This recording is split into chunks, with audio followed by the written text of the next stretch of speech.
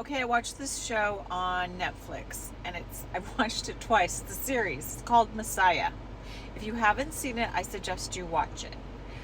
This particular message is specifically for the Christians who believe that the Messiah, Jesus, will return back to Jerusalem. And so you're trying to speed up the process right now by doing what you're doing. We all know what that is. But guess what? The Messiah is Palestinian.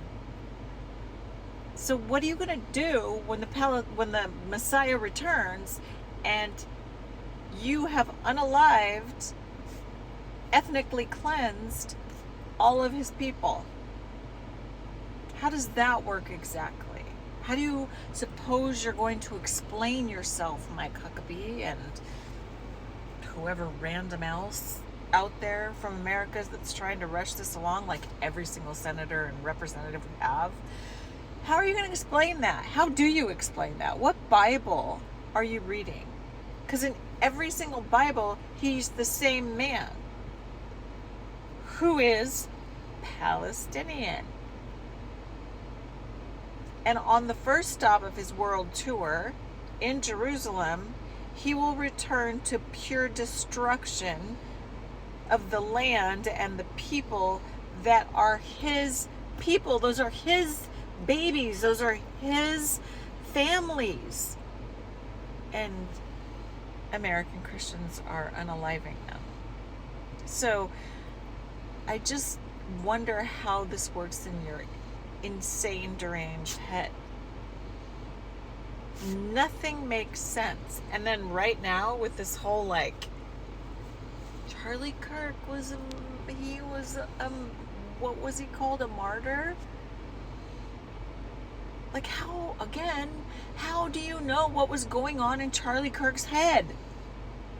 He was struggling at the end of his life because he said he was. He didn't agree with it anymore.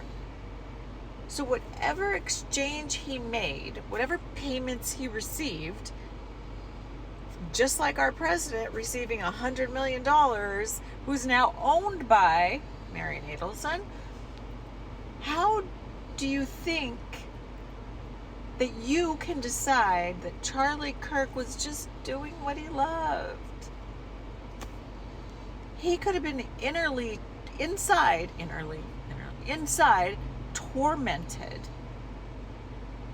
because he wasn't agreeing with what was happening there anymore. He was questioning it. Coming from the top levels of government, and they were having dinner with senators in the Senate Foreign Intelligence Committee. They are not openly saying this at this point. Of course not. But in private conversation, they're saying, hey, this looks like potentially Israel is behind this. Wow. And then in terms of getting to the actual evidence itself, a very close friend of Charlie Kirk's put out there. Charlie didn't want to put out this tweet himself, but he told a friend to put it out on the internet and said, hey, if I go against Israel, I think they will kill me. And when did he say this? This was August 13th. So less than a month ago. Megan, I'll post it here, interview, and Ben Shapiro, watch that interview. Watch the David, whatever his name is, watch that interview. He's questioning all of it. Do you know how dangerous that is to someone who maybe accepted money for their organization early on to get it started when he was young and needed a start? And, well, this sounds good. They sound like they're in alignment with what I believe in. And then you evolve, right? We all evolve as we become adults. And we're allowed to question things unless you take money. Like Trump did, $100 million, Mary Nadelson. He's owned by her. They're all owned. And how is it that you believe that you are uniquely special enough to say, no, he's a martyr. He did all of these things doing what he loved. You weren't married to him. You weren't his friend. You're not in his contacts on his phone. So how are you able to speak for a man that you are not in his mind? You weren't experiencing what he was experiencing. So, do you see the insanity here? Insanity doing the same thing over and over again, expecting the same results. So here's what they're doing. They're telling you he's a martyr.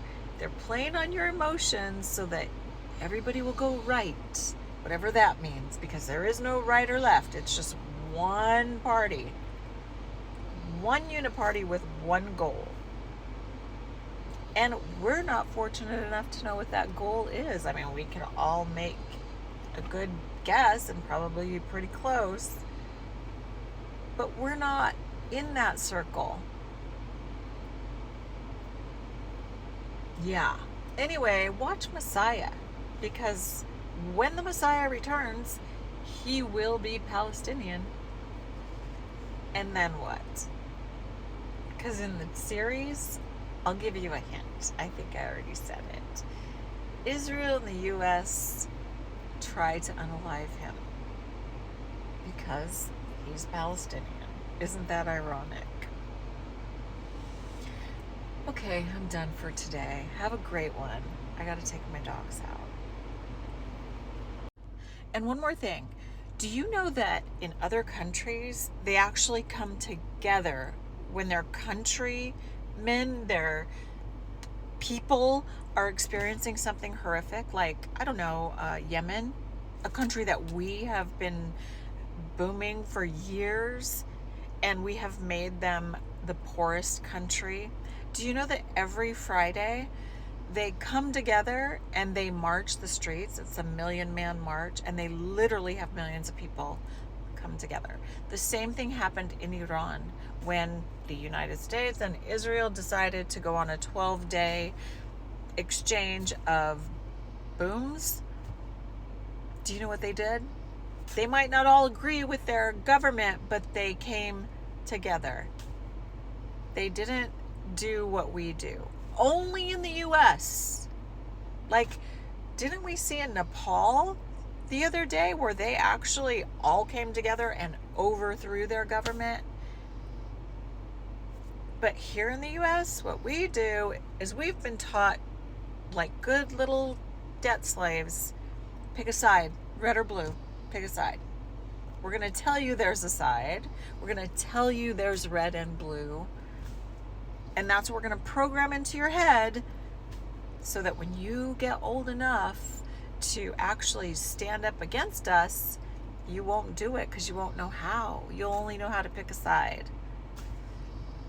There are no sides, people. No sides. There is the political elite, and then there are the rest of us, the debt slaves that must be good little debt slaves. Okay, don't pick a side. Stay out of the red and the blue. It doesn't exist. It's not true. It's not real. It's not real.